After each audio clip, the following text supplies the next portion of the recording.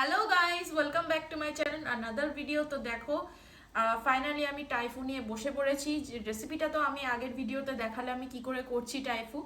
তো তাড়াতাড়ি কমেন্ট করো যাদের যাদের এই টাইফু খেতে খুবই ইচ্ছা করছে, তারা প্লিজ কমেন্ট করো, ডু ফাস্ট। তো চলো শুরু করা যাক এই ভিডিওটা। তো এখন আমি টাইফুটা খেয়ে দেখাবো কেমন হয়েছে না হয়েছে। চলো দেখাই। তো দেখো গাইস, এটা খুবই সফট হয়েছে।